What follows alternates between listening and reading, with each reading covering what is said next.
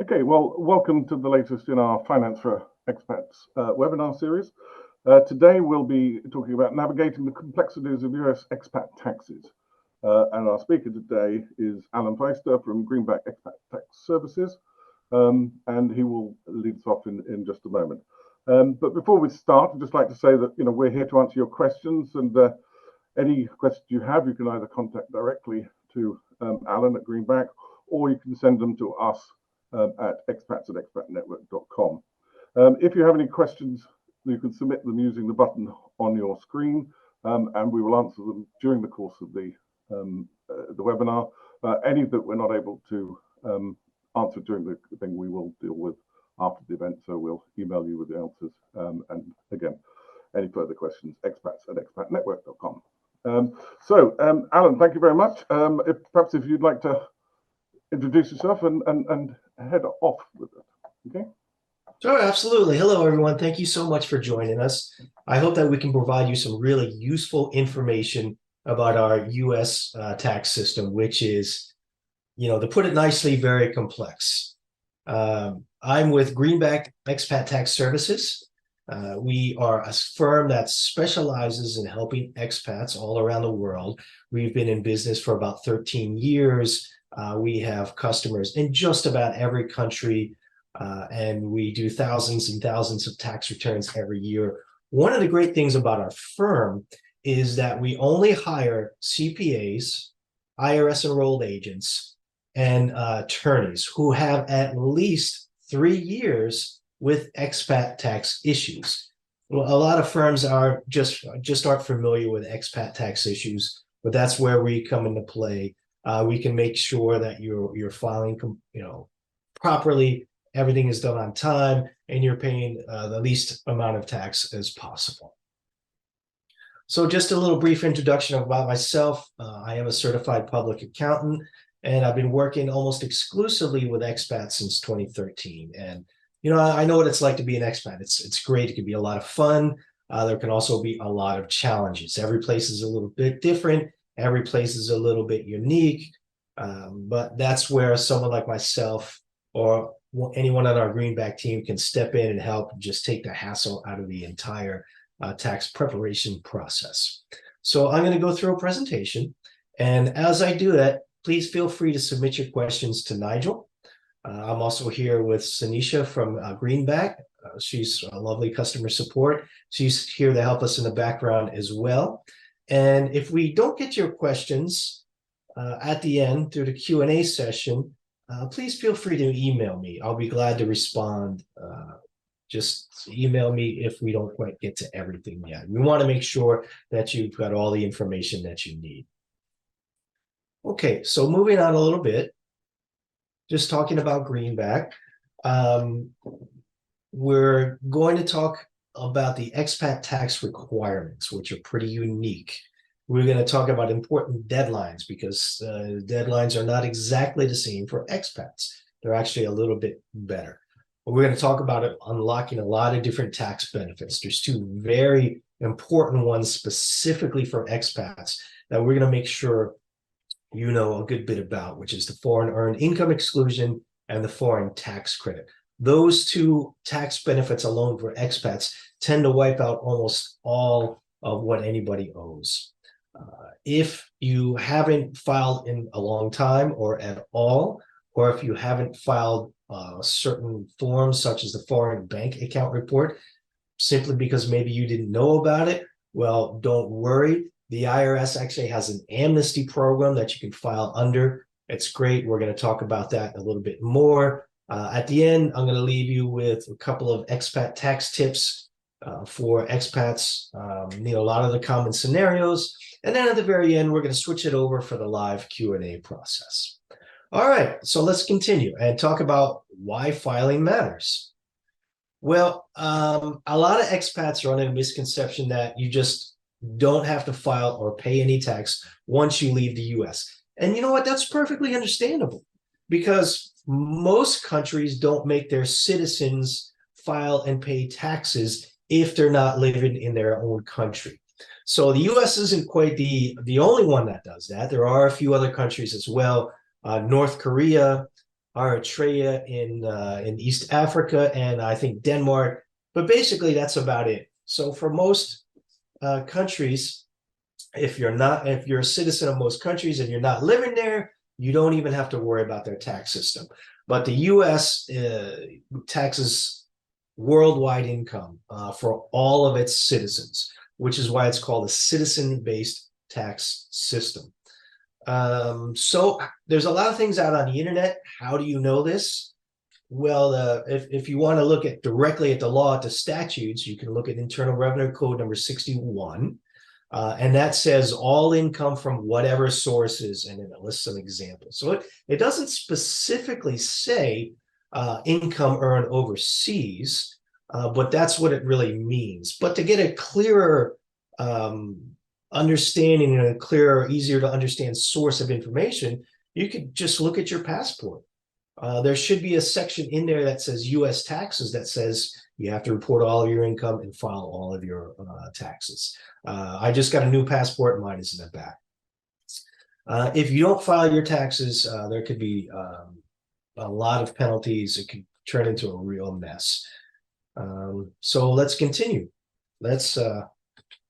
We'll go to the next slide. My apologies. Here we go. Okay, so almost everybody has to file, and whether you have to file or not depends on how much income that you earn. If it's below a certain amount, you probably don't have to file. There could be a few situations, but for about 95, 98% of the people, if the threshold is under a certain amount, you simply don't have to file. That doesn't necessarily mean that you don't want to file, because in some cases you might be able to file and actually get a refund. But when you look at your income, you have to look at all of your income. So it includes salary and wages, all your investment income like interest and dividends, rental income. If you have a business, again, it doesn't really matter where it is in the world. You have to report all of your income, and you have to file your tax return if it meets a certain threshold. And we'll talk about that in just a second. Now, there are a couple of common forms that I really just want to highlight here to make sure everybody knows about. And the first one that we're talking about here is the commonly called the FBAR, or the Foreign Bank Account Report. And honestly, I hate that name because it's a little misleading. You have to report your foreign bank accounts, but you have to also report other foreign financial accounts. So that includes investment accounts, that includes pensions and retirements, that includes a lot of insurance accounts if there's a cash surrender value, but it doesn't include any foreign equivalents of Social Security. So this one, if you don't file it when you're required to, the penalties start out about $12,500 per year. It's a whopping penalty, but the good news is it's relatively easy to get up to speed if you haven't filed. Or file late returns, get them in before the IRS asks, and you're generally okay. But the filing thresholds are a little bit funny. And I'll talk about that a little bit more later in detail. I'll give you a couple of examples because, again, it's part of our tax system, and it's never easy and it's never straightforward. Okay, the second form I want to highlight here is Form 2555. That's the Foreign Earned Income Exclusion. So if you're outside of the United States, you're working, you have a salary, so wages, or you own your own business and have self-employment income, well, then this is the form, the beautiful form that you use to exclude a certain amount from even being taxed by the U.S. Now, this amount goes up a little bit each year for inflation, but for 2023, the amount is $120,000. So you can exclude up to $120,000 off a salary, not pay a cent to it into the U.S. If you're there with a spouse and your spouse is also working, your spouse can also file this form 2555 and claim the foreign earned income exclusion. That's $240,000, $120 for each. So this is a phenomenal way to really help manage your taxes. Now, if you're lucky enough and you happen to earn more, or if you have children, you might want to consider having Form 1116 filed, which is the foreign tax credit. And I'm going to talk a little bit more about that, kind of at a high level. But basically, what the foreign tax credit is when you pay tax to a foreign country, you can use that amount of tax to reduce your U.S. income tax, hopefully all the way down to zero. So these forms are a little more complicated than they seem. So we're going to talk about that a little bit more, but you might want to consider working with a professional if you're not exactly sure how to fill these out properly. Okay, so now we're going to talk a little bit about this FBAR, the Foreign Bank Account Report. So this technically is not filed with the IRS. It's filed with a different department within Treasury, FinCEN, Financial Crimes Enforcement Network, which sounds horrible, but these are a group, they're specifically looking for money launderers and things like that. But they weren't really FinCEN wasn't really enforcing these FBARs. So actually the IRS stepped up quite a while back and said, oh, okay, you know what? We're gonna take over and we're gonna enforce this. If US taxpayers aren't filing this, then we'll issue the fines and we'll do the audits and all that other kind of stuff. So what I want to highlight about the slide is this $10,000 threshold, because it's really easy to misunderstand. And what I can do is just give you a quick and easy example. So let's say you have two foreign bank accounts. And in one, you have the highest balance of $4,000 on June 30th. And the other one, you have the highest balance of $4,000 on, let's say, July 4th. So that's your first step. You find out all the accounts that you have, and you look at the balance through the entire year, and you find out what the highest balance was. So in this case, you have 4,000 and 4,000. You add those together, 8,000. That's below the $10,000 threshold. You do not need an FBAR. Okay, now let's just change the situation around a little bit. Say instead you had 5,000 and 5,000. Now, yes, you do have to file an FBAR and you have to report both accounts. Let's change it just slightly for our second to last example. Let's say you had $10,000 in one account and $1 in the other account. Well, yes, you're over the $10,000 threshold. You have to file both accounts. Now, what if that second account actually had $0? The law isn't quite so clear. So in general, when you're not sure, just report everything. The reason being is that when you file an FBAR, all you're doing is reporting information. This doesn't result in you owing any extra tax or any extra fees to the IRS. So when in doubt, report it all. There's no penalty for over-reporting, but if you don't report enough, well then, yeah, you could potentially be fined. Okay, now let me give you the last final example here to really kind of understand how FBARs work. Okay, let's say you have two accounts, and in the highest balance is June 30th. In both accounts, you have $4,000 in one, $4,000 in the other. Okay, that morning, you get a $5,000 transfer into the first account for whatever reason. Maybe somebody's sending you some money, maybe it was a bank error, but you have $5,000. So now 5 and 4 is 9. You don't have to file an FBAR. However, let's say that afternoon, you transfer $1,000 from the first account over to the second account. So you have $4,000 currently in that one account, 5,000 in the other, that's 9,000, but you have to now report both accounts. The reason being is you had $5,000 in the first account in the morning, 5,000 in the second account in the afternoon, even though you only had $9,000 in totals. That requires you to file an FBAR. Otherwise, you could be facing this $12,500 penalty, which is pretty outrageous. So it's very important to make sure you file this if needed. Remember, all you're doing is reporting information on your non-US financial accounts, and you don't have to pay any extra tax or fees because of this. Okay. Similar to an FBAR is a FATCA report. It's actually very similar, and there are a few differences. The key difference between these two is the threshold. So with the FBAR, it was a $10,000 aggregate highest balance, all of your account threshold.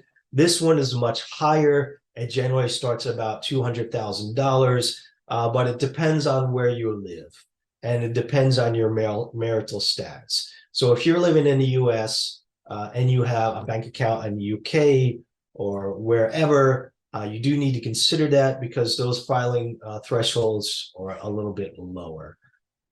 They're generally about $50,000 to $150,000 if you're single. Okay, moving along. Oh, and I should also mention that the penalty for not filing is FATCA report, which does get attached to your tax return. Not filing when you're required to, it's $10,000 per year. A lot of these international penalties are really high. So you want to be particularly careful with your tax return for any international issues. Okay. Now, before I was talking about not having to file a tax return if your income is below a certain level. Okay. So what is that level? It's the standard deduction. And the standard deduction is a fixed amount that you have every year. And this is set by the IRS. Actually, it's set by Congress. And if you earn less than the standard deduction, you simply don't have to file. So what is your standard deduction? Well, you look at your filing status. So are you single? Are you married, filing jointly, filing separately, or head of household? And if your income happens to be below that level for whatever that number is for the year that you're considering, you don't have to file a tax return. But there are a couple of notable exceptions you have to consider. And one is if you're self-employed. If you're self-employed, working for yourself, and you have income over only $400, that requires you to file a tax return. And the other thing that I want to highlight here, if you see in the screen, kind of wondering if it's a typo, married filing separately, $5. And yes, if you have $5 or more in income, married filing separately, you are required to file a tax return. I mean, that could just be, interest from a savings account, but that's our system for it. Okay, moving along. And what about state taxes, right? Normally, you only have to file a state tax return for the year that you leave the United States. So you maybe would be living in the state for part of a year. So whatever income was earned for that part of the year in that state gets reported on a partial year resident tax return. The other common situation is when somebody moves back to the United States. Say they move back mid-year, so half of that year income when they're overseas, they don't report and pay tax to the state, the other half that they do. Some states are pretty tricky to get out of, specifically California and New York. So you might want to talk to a tax professional, when you're trying to break residency for that. The other common situation when you have to file a state income tax return is if you're living overseas, but you have income that's earned specifically from that state. So maybe you have a rental property and you're earning rental income. So that you would report and pay tax on as a non-resident. Or maybe you have a business that's, maybe a small business or small retail shop. That's income sourced from there. You would have to file a state tax return. Now, if you have like a bank account there and maybe you opened an investment account there, that's typically not enough to have to file a state tax return and pay tax on. But in general, state tax issues are the year that come up, mostly the year that you leave and the year that you return. All right, let's move on a little bit. And we'll talk about some of the deadlines here. Most people have to file by April 15th. Okay. But if you're an expat and you're living outside of the US or Puerto Rico, you get an automatic 2-month extension. So that means your filing deadline is June 15th. Now, these days might change a little bit if there's a weekend or a holiday. Usually they'll get pushed forward a day or two. October 15th is the day that you have to file your tax returns if you have an extension. If you need more time to file your tax return, you should always file an extension. There's nothing wrong with it. It doesn't leave some sort of black mark on your file to the IRS. A lot of people do it, but you have to file your extension by your deadline. So if you're living overseas, you need to file that extension by June 15th. Now, there is another extension for expats that you're allowed to file by December 15th, but this one is a little tricky.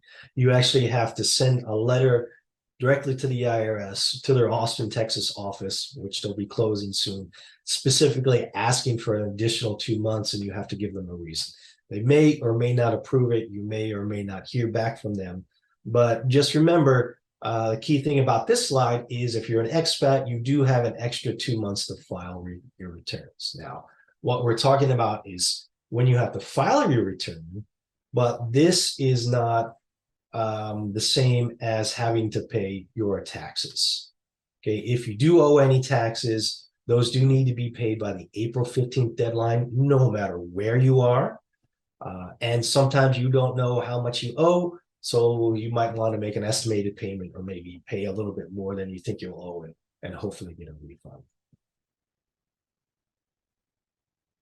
Okay, so FBARs, those are technically due April 15th, but you get an automatic extension. That means you don't have to file anything, you don't have to do anything, and they're actually due October 15th. So that's the deadline to file your FBAR.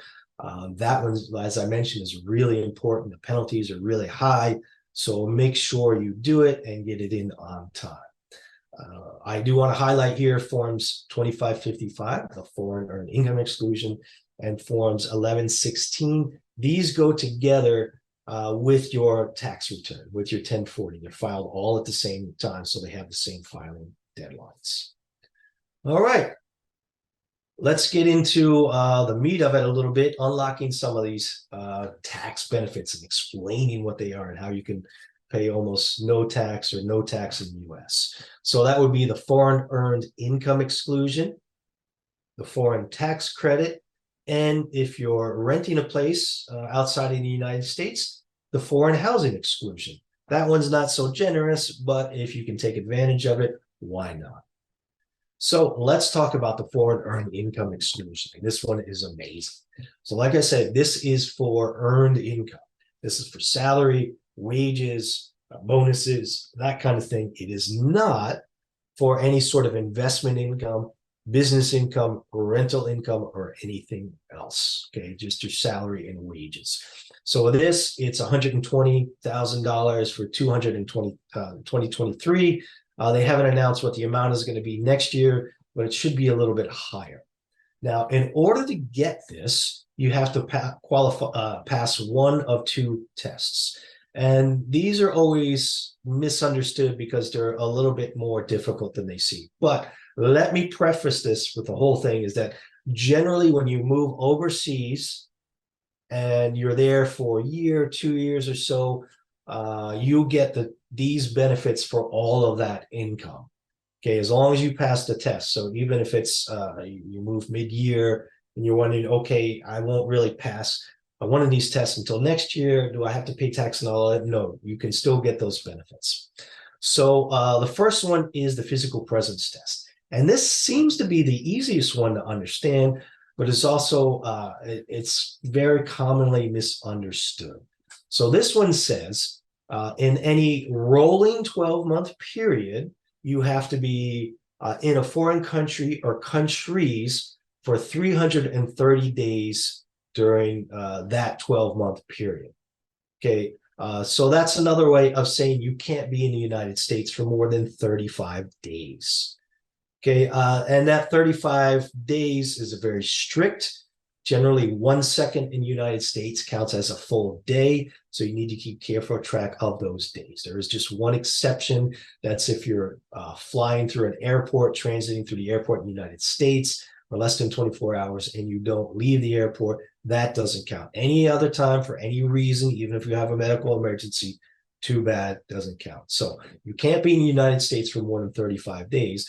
And most people think this is from a January 1st to a December 31st, but it is not. It is from any 12-month rolling period. So it could start on the UK tax year, for example. It could be an April 6th of one year all the way to April 5th of the other year.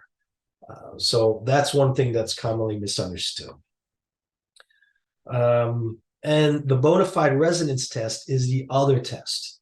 And this is where people get confused because they think if they move mid-year, they lose that tax benefit for that part of the year, but no, generally you don't. So the bona fide residence test is a calendar year-based test. It's not how much time you spend in the United States, calendar-based. So it says, have you lived in a foreign country or countries with basically the intent of staying there from a January 1st to a December 31st. And if you've been there for that entire calendar year, then you qualify under the bona fide residence test. That includes any time before and then after that calendar year. So what people normally have to do in this situation is that they file a special extension to give them a little extra time, sometimes up to 2 years, to file their tax return. Another thing just here to keep in common, we talked about a physical presence test, no more than 35 days in the US, and the bona fide residence test, which is, you're living overseas for at least that one calendar year. You have to have a tax home outside the United States. And this is a little bit of a funny one, but let me just make that easy. If you're basically living and working outside of the United States, you have a tax home. It's a little more to that one, but that's just the quick, dirty, and easy explanation. Okay, so here I just want to kind of reiterate a little bit. Physical presence test. You got to be physically present in a foreign country or countries for 330 days out of any 365-day period. Again, 1 second in the United States counts as an entire day, except for that one transit rule exception. This is a black and white test. If you're there for any reason more than that, it doesn't qualify. And remember, this is any day. It's not January 1st to a December 31st. It could be, but it could be any rolling 12-month period. And if you kind of come back to the States and move and come back and move a little bit like a digital nomad, you can choose the 12-month period that works best for you. Okay. And then again, we've got the bona fide residence test. What I want to emphasize here on this slide is that to be a bona fide resident, you have to have the intent of being overseas, of living there. You're not just on a temporary assignment, but you're there permanently. The intent is very subjective, but and it can be interpreted in a lot of different ways. But if you're there on a temporary assignment, you clearly wouldn't qualify. Okay, so we're going to move on here, picking up the pace a little bit. So the foreign earned income exclusion, sometimes you don't want that because maybe you want to switch and take the foreign tax credit, or you want to revoke it for other reasons. But just remember, generally, when you start using the foreign earned income exclusion method, you generally have to keep using it for 5 years. There are a few exceptions, but that's for the most part, you're kind of stuck for 5 years. Okay, so let's talk about the housing exclusion. Okay, so this is if you're renting, and this is particularly helpful if you're in a high cost of living country like Switzerland or the UK or Japan, or surprisingly, someplace like Shanghai or Beijing. So it's not that generous. So there's a certain amount that you're of expenses that you're not allowed to take, about 16 or 17,000. So if you have more than that, then you're allowed to take this deduction, and it's based on rent, it's based on utilities, property insurance, if you have to pay fees to a realtor, for example, and a few other things. But if it's out there and you can take it, this could save you several thousands of dollars. So let's not overlook that. Now we're going to talk about the foreign tax credit. And I'm going to give you a pretty high overview of this, just so that you understand it.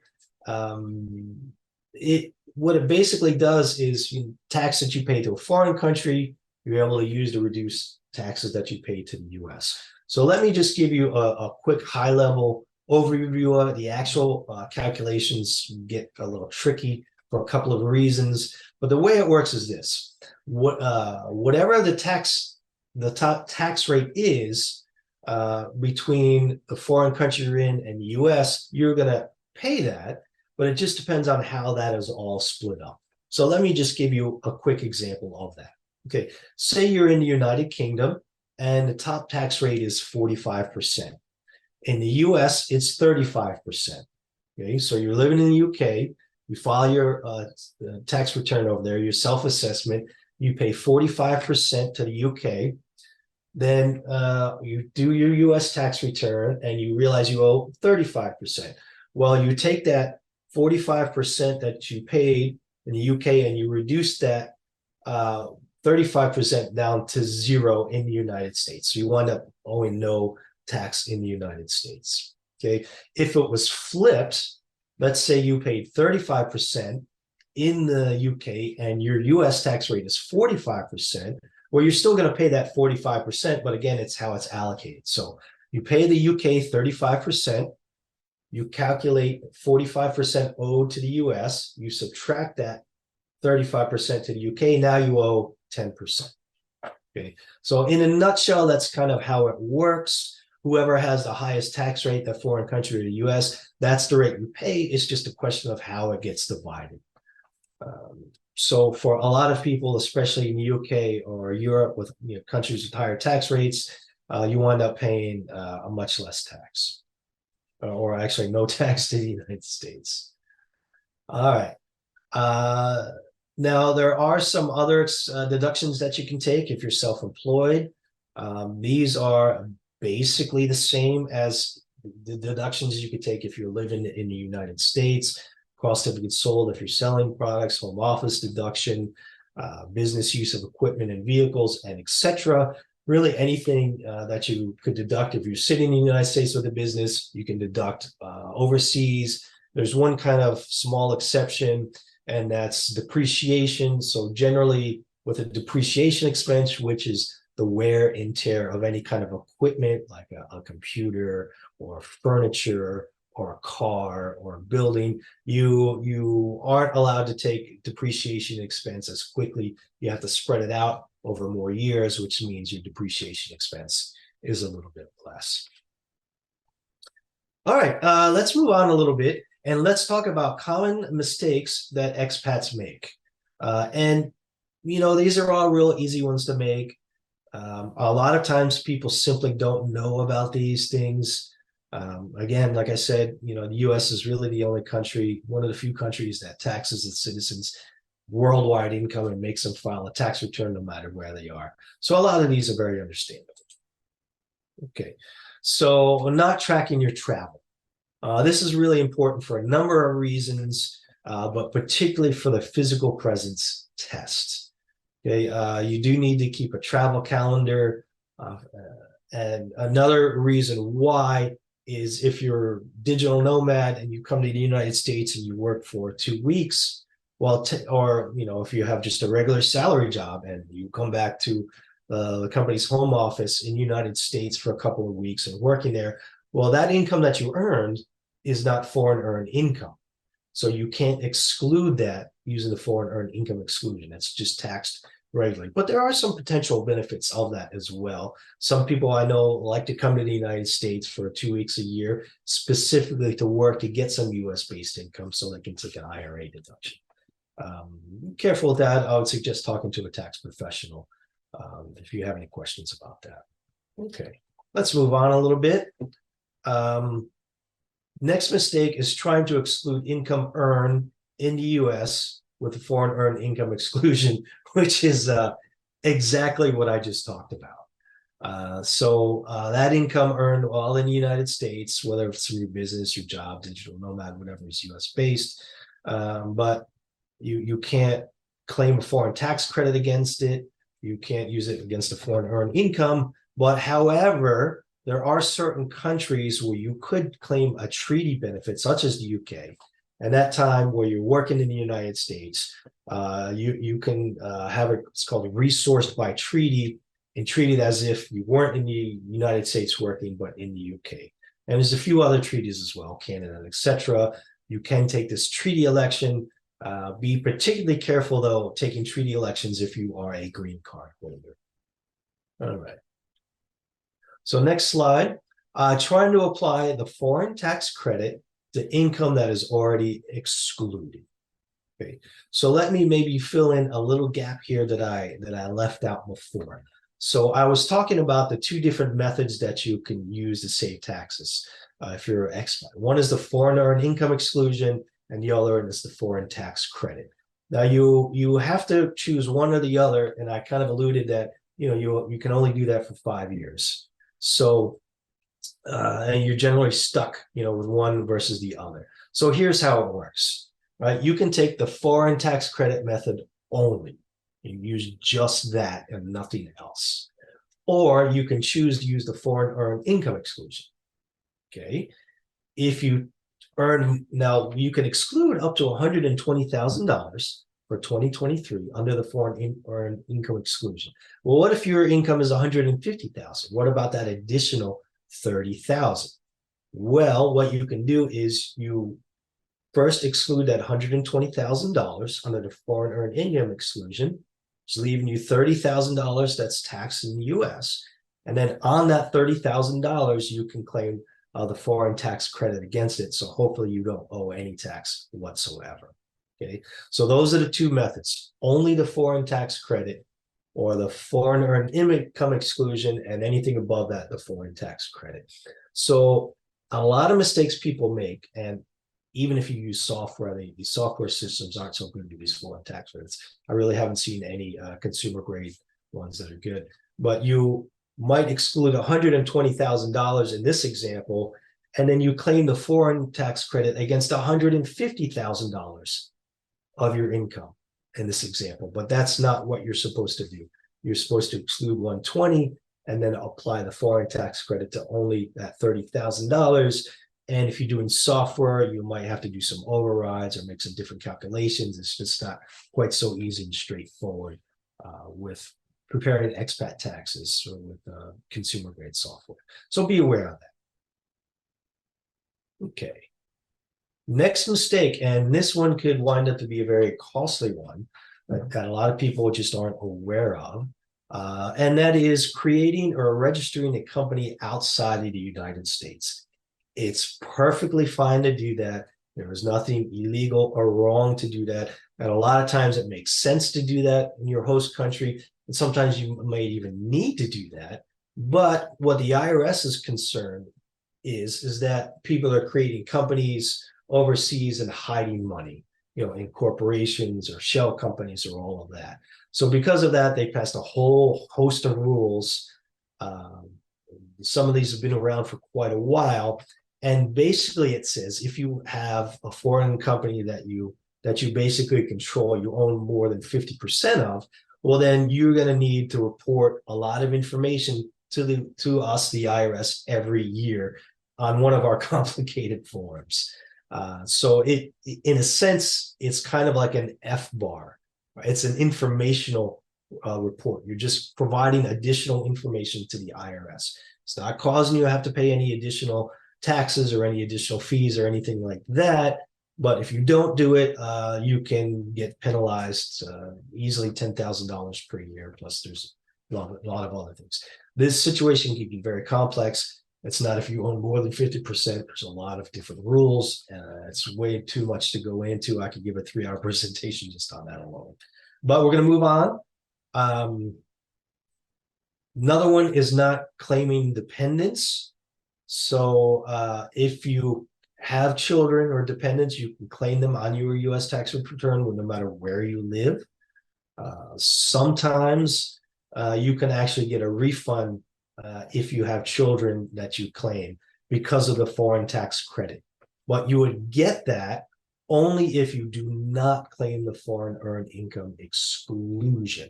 So going back to those two great benefits, foreign earned income exclusion and the foreign tax credit, if you have children, it might make sense for you to use the foreign tax credit method only, especially if you're in a high tax country, so that you can potentially get a refund every year. So I should have advanced to the next slide. This is what the one that I was talking to. But in order to claim the child tax credit, your child needs to have a U.S. Social Security number. Okay, so that can help over the years with raising children. But remember, if you do have a child that is a U.S. citizen and has a U.S. Social Security number, they're basically locked into the U.S. tax system. So once they get older, they start, working, having a job. If their income is above those thresholds, they have to start filing tax returns. And even if they've never lived in the United States or ever visited the United States, they still have that requirement. Okay, I'm going to move on a little bit quickly here. So rental property deductions. If you have rental properties, you can take all of the normal deductions as you would in the United States. One exception is depreciation. You can take depreciation, but it's just a little bit less every year. Okay. We just talked about this, creating a company outside of the United States. Now, what happens if situation happens, you didn't know you had to file, you didn't know about FBARs, you didn't know you had to report your foreign earned income, you simply made a mistake. This is something that I get every week, just about every week, at least a dozen people every month that are in the same situation, and they're worried, they're scared, they think the IRS is going to throw the book at them, they're going to have to go into bankruptcy with all the fines that they get, they might have to go to jail, etc. Don't worry about that as long as you come forward to the IRS first. So the best way to do this, if you qualify, is under the streamlined filing procedures. It's an amnesty program. And let me just talk a little bit about this because it's a fantastic program if you qualify. So why is it such a good program? If you qualify, then they waive all penalties. And if you haven't filed for, let's say, 10 years, well, then they say, okay, you need to file your tax returns for 3 years. And then all other years beyond that, don't worry about it. Just simply forget about it. You also have to file 6 years of FBARs, those foreign bank account reports, in any years that those are needed. And if you hadn't filed for, let's say, 16 years, well, you just file for the most recent 6 and say, you know what, forget about those last 10 years. So those are some of the requirements. You also have to fill out a statement explaining why you haven't filed your taxes, or why they're late, or why you didn't report this foreign income. And you just simply explain that you didn't know, or you give the facts and circumstances about your particular situation. Well, you do want to be careful with the statement because the IRS does not have to accept your streamlined program. But if you qualify for it, it's fantastic. It's a great way to just get rid of all those old tax problems, clear out everything, start fresh, and make sure moving forward you do everything the way you're supposed to. Okay, so we're going to move on a little bit quickly. And so you've been living overseas for a long time, your life is over there, you have family, friends, you haven't been back to the US, whatever. So you just don't want to be in the US system anymore. So one way to do this is to renounce your citizenship. So you do need to have a second citizenship before you do this. You don't want to be stateless without a passport because you can't really travel anywhere. So you can renounce it. There is a whole process to do this. It really should take some tax planning to do it right. Because otherwise you might have to pay what's called an exit tax. That's basically the day before you're announced, you're taxed on all of your pension accounts as if you took that money out. You're taxed on if you sold all your investments, if you have an investment account, your house, you sold everything. So this could be a whopper of a tax bill. It generally only applies to people that have a net worth of $2 million or more, but not always. So that's one consideration, tax consideration of renouncing is Do you have to pay that exit tax? But another very important one, which requires some tax planning, is okay, after I renounce, am I still going to have to continue to file tax returns in the United States? And you might, if you have certain income there, or if you leave 401ks there, maybe you have a rental property, or you have a brokerage account with some mutual funds and etc. You may have to continue filing tax returns, and your tax rate might actually go up to a flat 30%. So you might actually be winding up paying more taxes at the end of the day, renouncing than if you did not. So make sure you get some good advice and plan this out carefully if that's what you want to do. Next tip here is if you're behind, you just want to get caught up as soon as possible. So file under the streamlined program if you can, and file as soon as you can, because one of the requirements under this is that you can't be under an audit or a review by the IRS. So an audit or a review is simply something as easy as IRS sending you a letter asking you for some additional information. Okay, that alone could, if it's sent to you before you file your streamlined package, can completely disqualify you from the streamlined filing program. And you could be then subject to all those penalties, and you could have to file for a lot more years back. So it's important to file a streamlined package as soon as possible. If you get an audit or a letter, then you're automatically disqualified. Okay. Next tip here is, a lot of you, all of you probably are sophisticated enough to do your own tax returns, to go through this and to figure out all of these issues, but they are incredibly complicated. There's a lot of misinformation out there on the internet. Some of it is just unintentional too. People just don't think they have to file tax returns if they're a U.S. citizen and living out in the United States. They're like, I talk to other expats, they don't do it. People from other countries don't have to do it, etc. But our tax system is too complex to go it alone. So if you go with an expert like us, you can hire us to do 30-minute consultations where we do a deep dive through a particular topic. That 30 minutes, we can actually cover a lot of ground in. Or we can do your entire tax return, just get rid of all the stress and frustration of it by having professionals like us do that. And like I said in the beginning, Greenback only has CPAs, enrolled agents, and attorneys that have a minimum of 3 years experience with expat tax issues. So we're going to know how to do it, and we're going to know how to do it right. So, I'm not just saying this simply because I am a tax professional, but some of these forms are incredibly complex. There's certain things you want to do, certain things you don't want to do. If you don't know how to ask the right questions when using a TurboTax or a Tax Act or different software, it's never going to lead you to the right place. So I strongly advise hiring me or another person for a consultation or to prepare your tax returns. Okay, now, if you want to know a little bit more about us, you can find us online. You can create your own account with Greenback. That'll get you on our emailing list where we send you a lot of updates. We'll give you some advice, let you know about filing deadlines, some changes in the laws, and all about yourself. If you want to create an account, it's of course free. You can log in, you can kind of explain your situation. You can start the process of us preparing your tax return. And the great thing about Greenback is that we always provide upfront quotes. So we need to get your information first, to understand what you need. But once we have that, we give you that quote. Our prices are all online. They're posted on our websites. Now, admittedly, they're not quite so easy to understand, but when you sign up with Greenback, you get assigned a specific accountant to work with.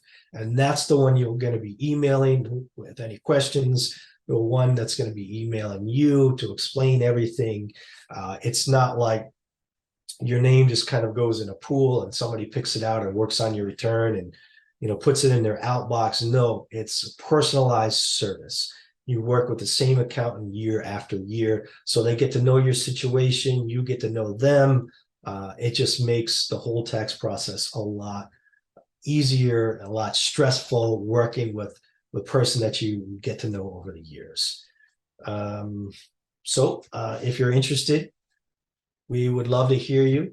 We have a lot of things out on social media, some YouTube videos.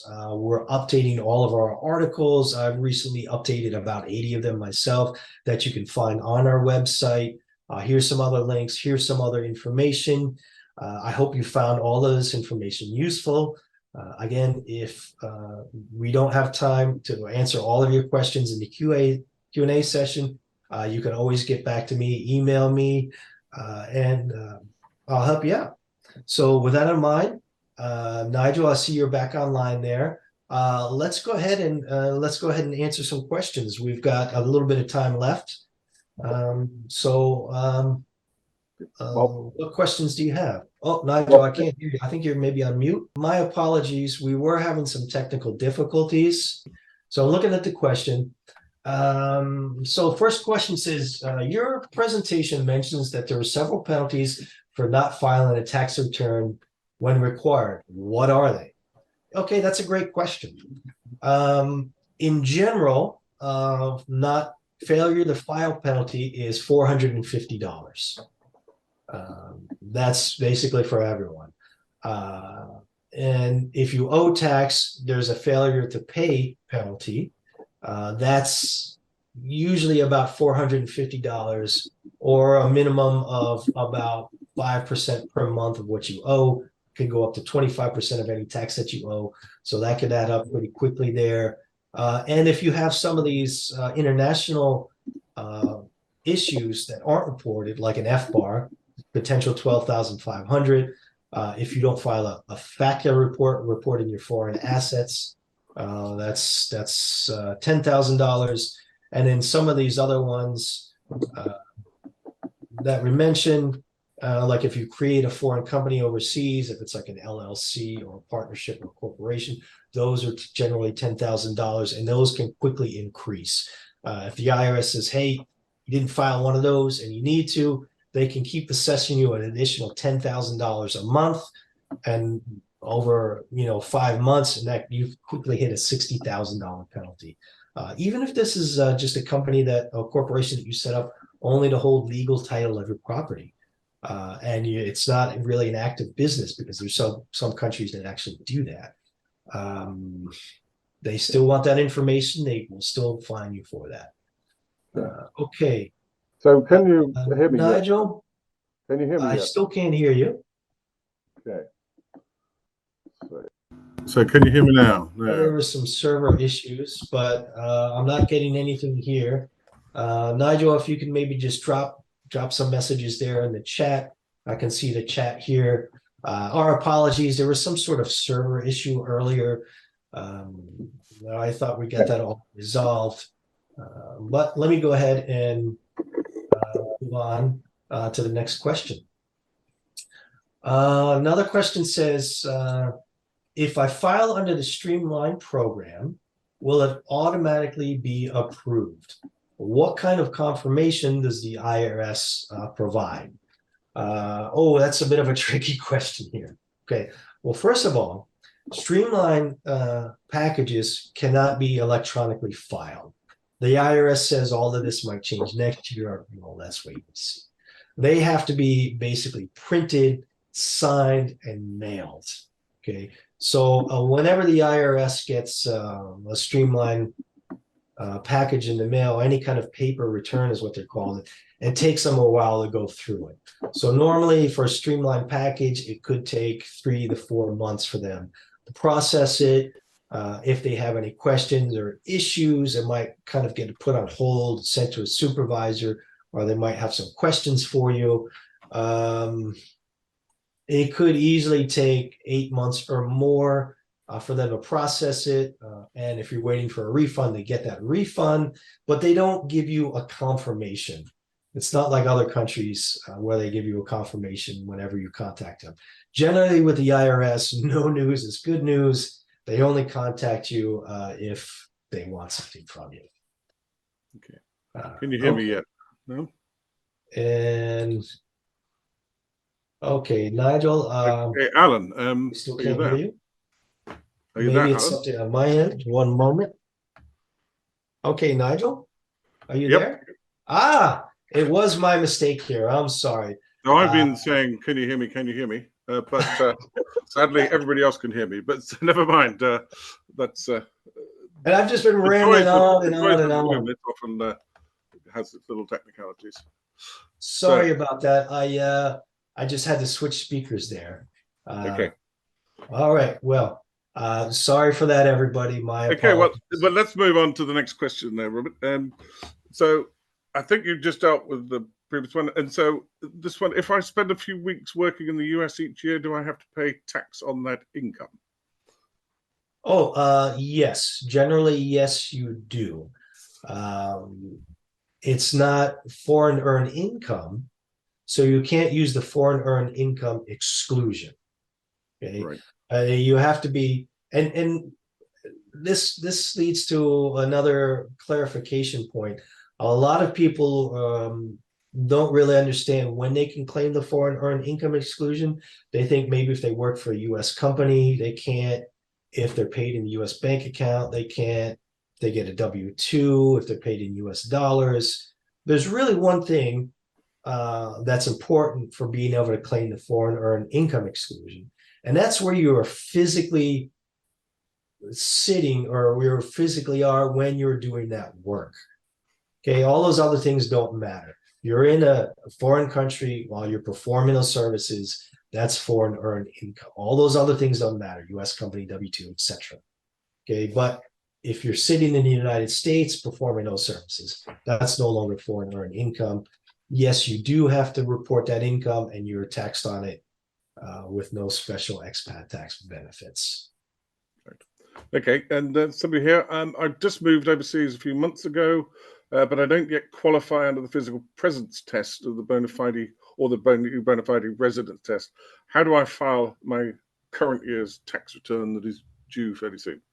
Oh, that's a good question, right? You don't want to file late and you don't want to get penalties. Okay, so there's two ways to do that. The first way is you file without any of the tax benefits of being an expat.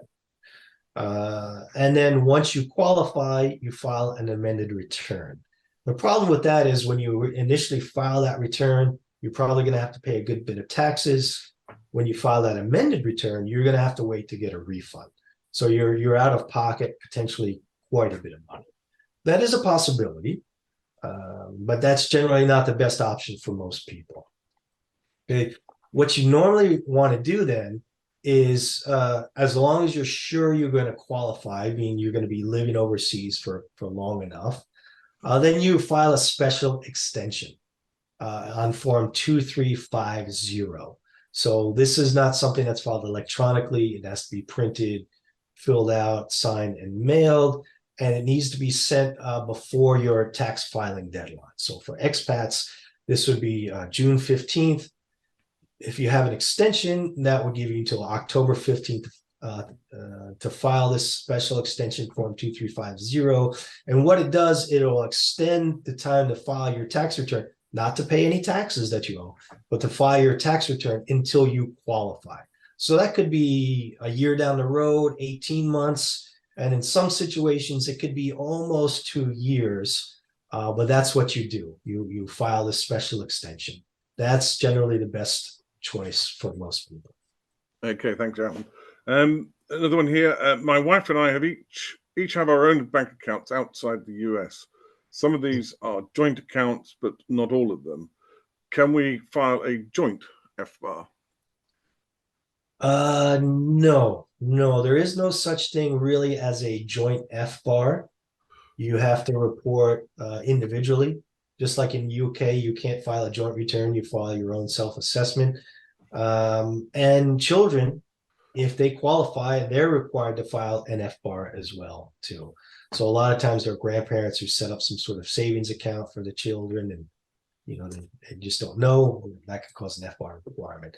There is one exception to that, and that is if we were talking about like two spouses, and one spouse only has joint accounts and not any individually owned accounts.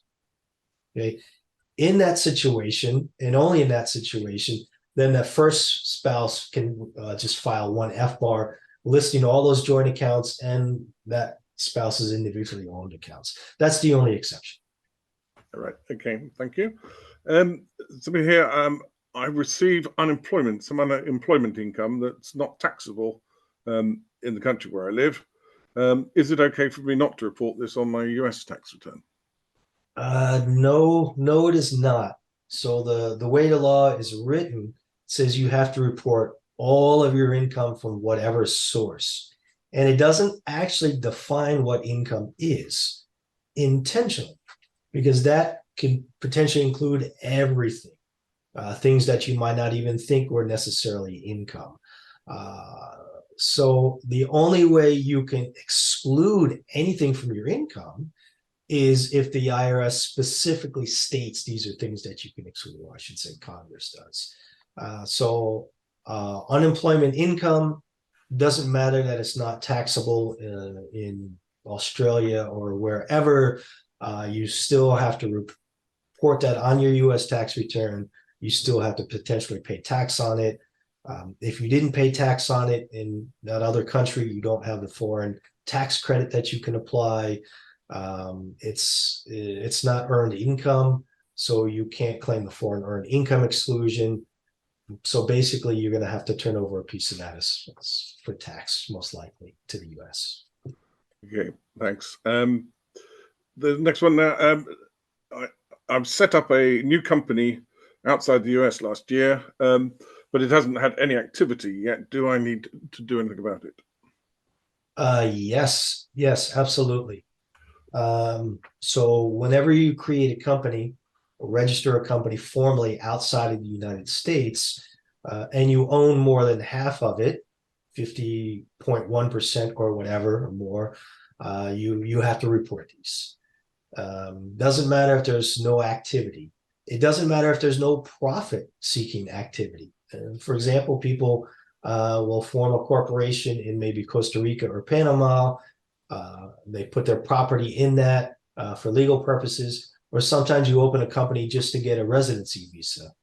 Doesn't matter. Now, there are cases where you don't necessarily need to file the full returns. You can file what's called dormant, under a dormant regulation. That means you just have to report less information.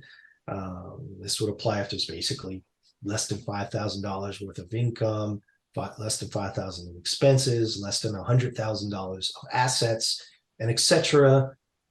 So you might not have to file the full thing.